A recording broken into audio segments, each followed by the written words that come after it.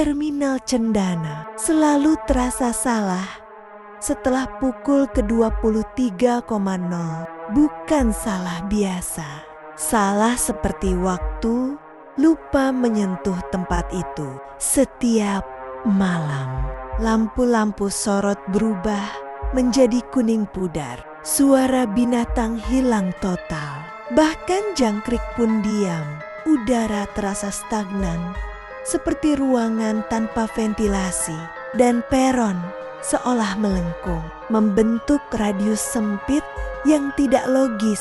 Bangku-bangku kosong berdiri, seperti siluet tubuh menunggu sesuatu. Terminal itu menjadi tempat di mana angin tidak lewat, tapi suara kecil ketukan, gesekan kain, dan napas masih terdengar. Beberapa warga berkata, setelah jam 11, Terminal Cendana bukan lagi bagian dari kota. Dan semua urban legend selalu berputar pada satu objek. Taksi hijau tua muncul hanya saat hujan, muncul hanya saat kabut menutup tanah, dan muncul hanya saat seseorang sedang sendirian. Rion tidak sengaja berada di terminal itu pada malam paling salah dalam hidupnya. Ia berjalan sambil menutupi kepala dengan tas kuliah. Hujan bukan hanya deras. Hujan itu bergerak melawan arah gravitasi. Air turun dari atas, lalu berbalik naik sesaat sebelum jatuh lagi. Angin membentuk lingkaran, mendorong kabut ke tengah terminal seperti pusaran. Rion memperhatikan satu hal yang membuat bulu kuduknya berdiri. Hujan turun paling deras tepat di tempat ia berdiri, seakan terminal memilih pusat dari badai. Ia mundur dan hujan ikut mengikutinya, seolah hujan itu menempel pada dirinya. Kabut perlahan menebal hingga batas pandang menyusut menjadi 2 meter. Di tengah kesunyian itu, 2 cahaya kuning muncul perlahan. Bukan lampu biasa, cahayanya bergetar seperti sinyal lemah. Taksi hijau tua melaju keluar dari kabut. Bukan melaju, tapi seperti digeser oleh sesuatu yang tidak terlihat. Tidak ada suara mesin, tidak ada cipratan air dari ban. Mobil itu seperti tidak benar-benar menyentuh tanah. Ketika berhenti di depan Rion, kabutnya tersingkap sejenak. Cukup lama bagi Rion melihat bahwa nomor plat taksi itu tidak lengkap. 2 angka terakhir seperti hilang digosok paksa, dan kaca depannya penuh embun, seperti orang-orang di dalamnya bernapas terlalu dekat. Jendela turun perlahan. Sopirnya langsung membuat Rion ingin mundur. Ia tidak terlihat menyeramkan secara langsung. Justru itulah masalahnya.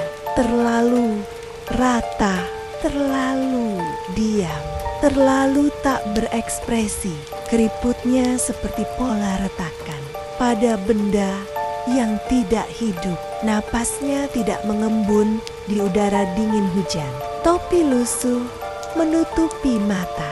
Namun dari celahnya Rion melihat mata yang tidak memantulkan cahaya sama sekali. "Mas, naik saja." Suara sopir itu berat, serak, dan datar. Hujan tidak akan berhenti kalau Mas di luar. Kalimat itu terdengar seperti ancaman yang dibungkus sopan santun. Rion hampir menolak, tapi saat ia hendak mundur, hujan turun 3. Lebih deras hanya di atas kepalanya, seperti terminal memaksanya, dan ia pun naik. Begitu pintu tertutup, suara hujan menghilang, suara jalan hilang, suara angin pun hilang. Seolah ia masuk ke ruang kedap yang bukan dari dunia ini. AC menyemburkan udara dingin seperti lemari jenazah. Mobil melaju dengan keheningan yang bukan keheningan biasa. Keheningan itu membuat Rion bisa mendengar detak jantungnya sendiri. Bahkan bisa mendengar bunyi kecil dari jok belakang. Seperti sesuatu sedang bergeser pelan. Ia mencoba berbasa-basi. "Pak, ini jalan pintas ya?" Sopir menjawab tanpa emosi. "Memang harus lewat sini. Kalau tidak lewat sini, tidak bisa pulang." Untuk sesaat, Rian bingung. Kata-kata itu aneh, tidak bisa pulang. Siapa?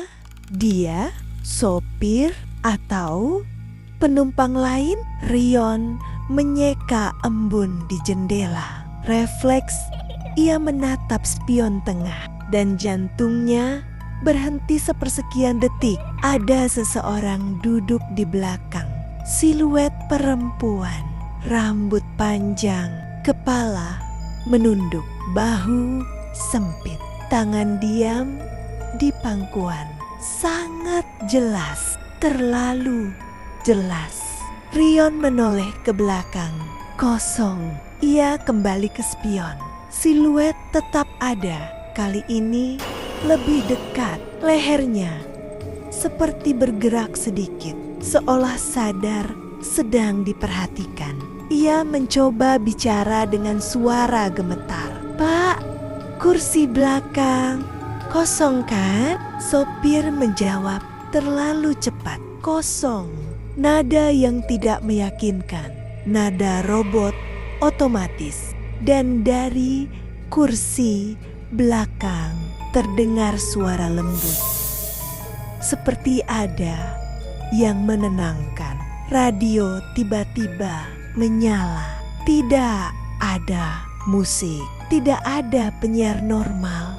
Hanya suara statik dan suara perempuan tanpa emosi. Penumpang berikutnya, Mira. Lokasi penurunan, Jalan Kenanga 14 bit.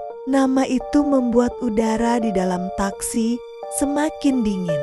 Rion hampir tidak ingin bertanya, tapi mulutnya bergerak sendiri. "Pak, Mira siapa?" "Penumpang lama," jawab sopir. Radio menyebut nama lain. Nama berbeda, alamat berbeda. Semua terdengar seperti daftar orang hilang yang belum dicari. Rion merasakan bulunya meremang keras ketika radio berkata, "Status belum diturunkan." Dan tiba-tiba dari kursi belakang ada suara kuku mengetuk kaca. Sopan tapi penuh rindu. Kaca belakang berembun drastis. Tiba-tiba embun itu bergerak sendiri, menggambar garis melengkung. Rion menahan napas karena embun itu membentuk wajah perempuan. Mata kosong hitam, bibir pucat, dagu lancip, rambut basah menjuntai jika Rion menggerakkan kepalanya sedikit. Wajah itu ikut menggeser sedikit ke arah yang sama, seperti mengikuti. Sopir berucap pelan, seolah berbicara pada seseorang yang bukan Rion. "Jangan terlalu dekat, dia belum waktunya turun." Wajah embun itu menghilang perlahan, tapi bentuk pipinya tetap tertinggal. Sopir berhenti di tikungan gelap. Ia mengambil buku lusuh dari dashboard. Buku itu sangat tua, seperti buku absen sekolah tahun 80 isinya ratusan nama, tahun lahir, alamat, tanggal naik taksi. Tidak ada kolom tanggal turun, hanya garis tipis atau tanda setengah centang yang tampak seperti kuku menyeret tinta. Nama paling atas, Mira Ramadhani, 1999. Tanggal naik 17 Oktober. Nama paling bawah kosong. Tanggal naik. Sopir membukanya ke halaman berikutnya.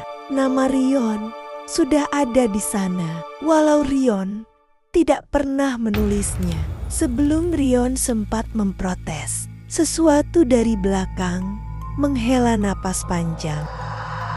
Udara tersedot pelan, seperti seseorang sedang mencium aroma rambutnya. Rion membeku. Sopir berkata tanpa menoleh, "Dia sedang menghafal wajah Mas. Jangan bergerak." Ryan ingin menjerit, tapi dadanya terlalu kaku untuk bernapas dengan normal.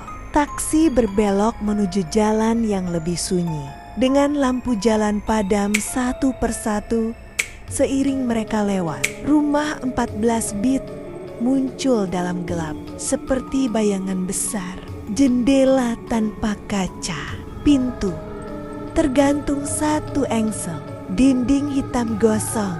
Taksi berhenti di depannya. Kursi belakang bergeser sendiri. Ada sesuatu yang bangun. Sopir menunduk hormat. Mira sudah sampai. Pintu belakang terbuka setengah. Angin dingin masuk seperti menghirup udara dari dalam mobil. Lalu langkah kecil, lemah, tapi jelas keluar dari kursi belakang. Taksi bergetar ringan, seolah beban hilang dari kursi belakang.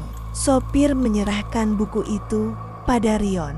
Nama Rion tercetak jelas. Kolom tanggal turun kosong.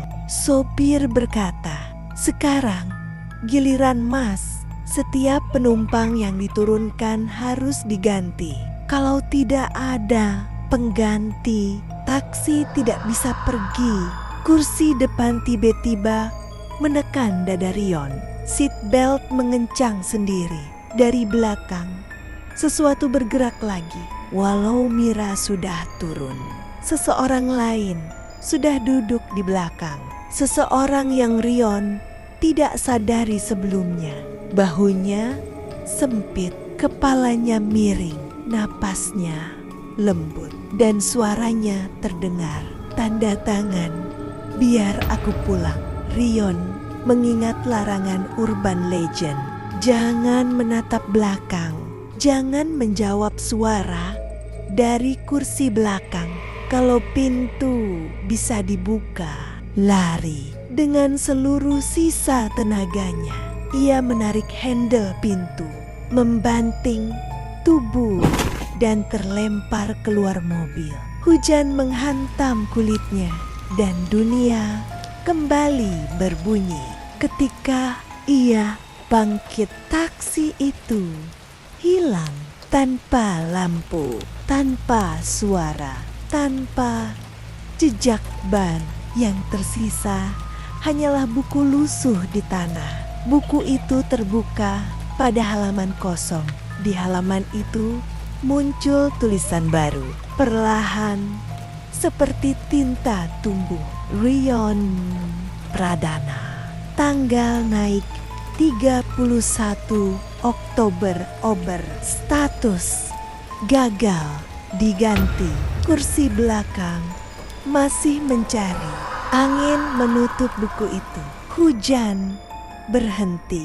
Terminal menjadi normal kembali.